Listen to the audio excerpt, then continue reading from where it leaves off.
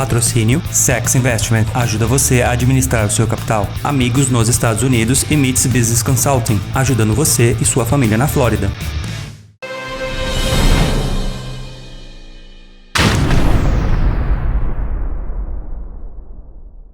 Fala aí, galera, beleza? O Paulo que tá falando diretamente de Orlando, Flórida, eu e meu amigo Fabiano Vasconcelos. Fala aí, Fabianão. Fala, Paulo. Fala, galera do canal Perguntas. Muita coisa legal, a gente aprendendo sobre investimento, porque isso é uma coisa muito importante na nossa vida. A gente precisa saber como cuidar do nosso dinheirinho, que vem às vezes muito suado, e fazer ele multiplicar. Eu acho que investimento é tipo uma sementinha, né, Fabiano? Exatamente. Tem que plantar, regar e depois colher.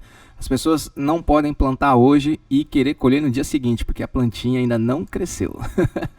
É isso aí, então vamos falar, nós estamos falando de bolsa, que é um bom negócio, que é bom, que ganha dinheiro.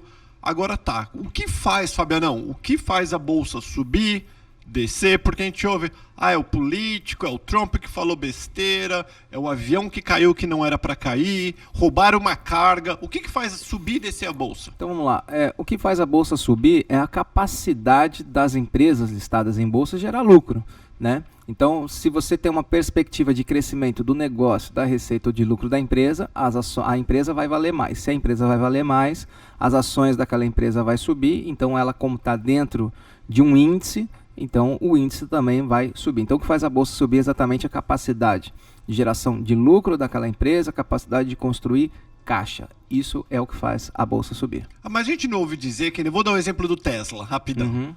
O Elon Musk.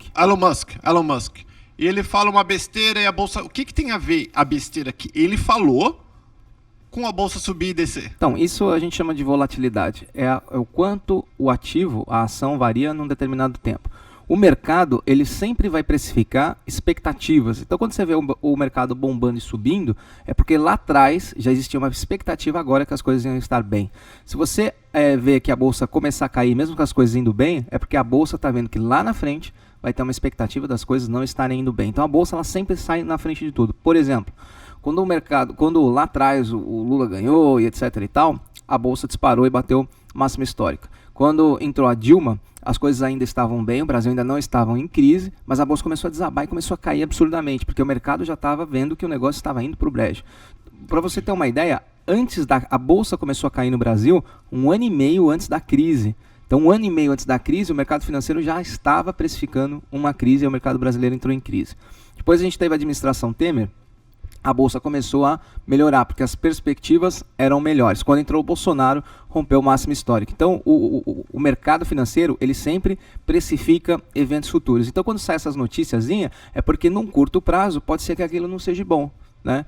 Por exemplo, a gente teve o desastre de Brumadinho da Vale, né? Caiu 22% na abertura no dia seguinte, mas ninguém pôde medir qual o impacto financeiro que aquilo poderia causar para a Vale. Então, por especulação. Então, muitos fundos, muitos bancos que sabiam que a empresa tinha fundamentos e tinha condições de ir para cima, acabaram comprando nessa baixa. E aí, obviamente, que depois vieram multas e etc.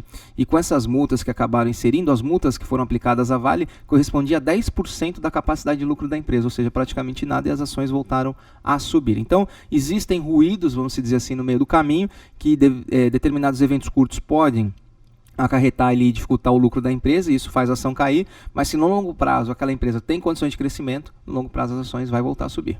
Legal, como nós mudamos nos Estados Unidos, eu não sei nem se é por isso, porque comparando Brasil ou reais, vamos falar, reais e dólar, certo? Por que as pessoas preferem investir em dólar mais do que reais, e qual que é a tua opinião? Me fala, investir em dólar e em reais. O dólar ele sempre vai ser um instrumento muito protetivo, né? Porque 85% das negociações no mundo são feitas em dólar. Então é a moeda mais transacionada, obviamente. E por que investir em dólar é um bom negócio? Primeiro que você está protegido de qualquer coisa interna dentro do seu país, né? Sejam inflação, taxa de juros. O Brasil ele ainda é considerado um emergente aos olhos do gringo, aos olhos do estrangeiro. Então, a moeda ainda não, a gente sabe que não é uma moeda forte. E aí o que acontece? O investidor estrangeiro, ele tem um problema, ele tem muito dinheiro, né? Então ele tem que alocar um pouco em países emergentes para ter mais risco, para ter maior rentabilidade. Se a gente começa a entrar num cenário onde o crescimento global começa a diminuir, lembra que eu falei que bolsa está atrelada ao crescimento das empresas? Sim. Então significa que a bolsa talvez já não suba tanto como poderia subir. Em contrapartida, a gente tem aí guerra comercial Estados Unidos e China, trade war. Isso vai fazer com que as tarifas diminuam a capacidade de lucro, já que tem impostos a mais a serem pagados na importação. Então, a diminuição do crescimento global, análise de emergentes e moedas, faz com que a moeda brasileira acabe se desvalorizando menos. Por exemplo, Paulo, imagina que você é um grande investidor e você está montado aqui em dinheiro em dólar. Você vai querer arriscar um pouquinho lá na Índia, na Turquia ou no Brasil. E, de repente, você sabe que, olha, pode ser que as coisas aqui fora diminua um pouco, começa a crescer, mas não no ritmo que estava. É natural que se isso você perceber, você vai tirar um pouquinho dessas posições do emergente, então isso judia do real, o real acaba tendo uma depreciação.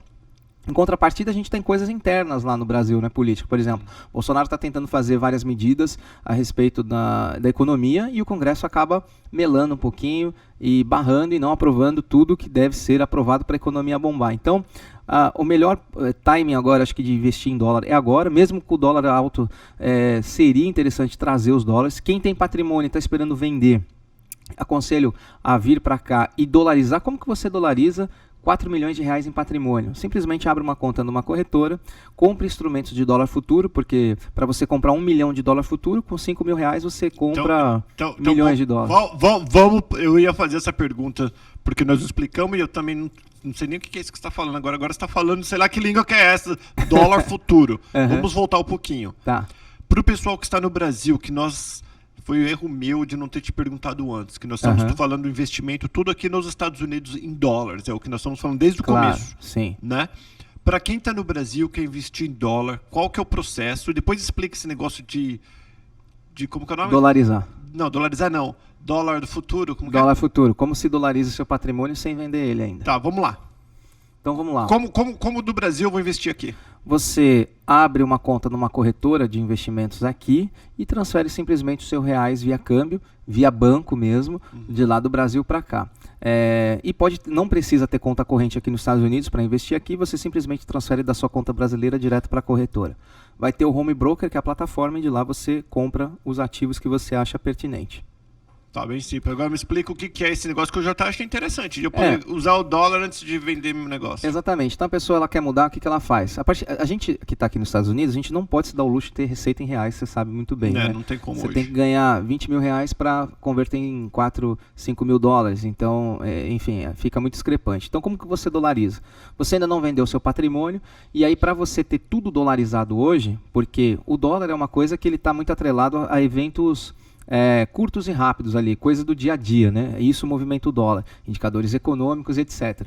Então, ele pode abrir uma conta numa corretora do Brasil e aí ele pode comprar contratos de dólar futuro. E é muito legal esse tipo de modalidade, porque com muito pouco, né, por exemplo, para você comprar 10 mil dólares futuro, você precisa de R$2.500 só de margem. Então... Você está falando grego, desculpa pessoal se eu que não estou entendendo, mas se eu não estou entendendo, com certeza alguém também não está entendendo. Eu, com R$2.500... Você compra um contrato de 10 mil dólares futuro, que chama mini dólar. Para que serve isso? Serve para te proteger da variação cambial. Então imagina que você está fazendo um negócio aqui nos Estados Unidos e nós estamos em setembro, outubro, e esse negócio é para você pagar em março. E você... em março o dólar pode estar R$5, como pode estar R$3, um exemplo. Então como que você faz para se travar da variação cambial e pagar a taxa hoje do dia, mesmo que a sua obrigação financeira seja liquidada em março?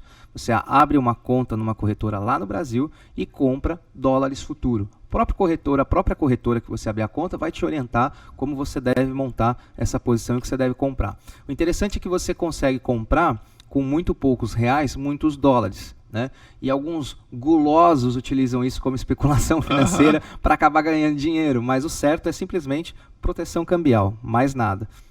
Então isso tem então proteção. Eu tô pagando, mas esses R$2.500 eu perco eles ou? Depende. Por exemplo, esses 10 mil dólares hoje vale 46 mil reais. Amanhã esses 10 mil dólares vale 38 mil reais. Com certeza você vai perder dos 2.500 que você deixou de margem, vai abater desse valor. Mas os 2.500 é o que eu deixo um depósito ali de 2.500, que daí eles me garantem que daqui a 3, 4 meses, de hoje até março, por exemplo, eu vou pagar $4 no dólar. Exato. R$4 no dólar.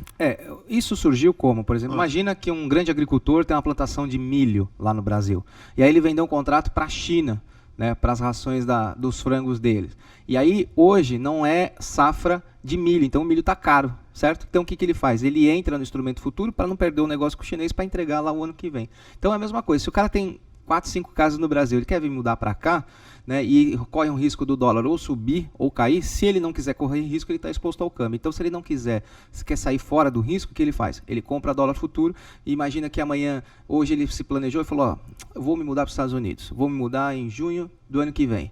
E aí, se ele não quiser correr o risco do dólar estar 4,20, 4,50, ele compra dólar futuro hoje. E aí, se o dólar amanhã for para R$6, não importa. Ele já comprou o dólar e está travado naquela taxa, entendeu? Ele não perde nada. Putz, isso é interessante. Ó, já tô achando. Agora caiu a ficha. Uhum. Então, o dólar de hoje. Exato. É o que trava. É o que trava.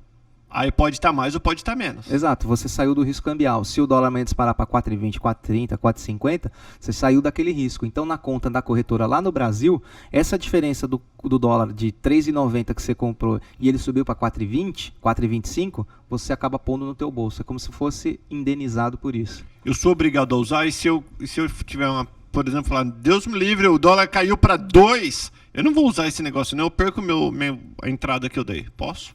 Não, é assim, se o dólar cair para 2, o teu valor é corrigido diariamente com a correção do dólar. Então, se ele for caindo todo dia, o teu saldo vai cair todo dia. Mas lembre-se que isso é uma proteção cambial. E quem está nos Estados Unidos e vai investir no Brasil, tem que fazer o contrário, tem que vender o dólar futuro para estar protegido na moeda.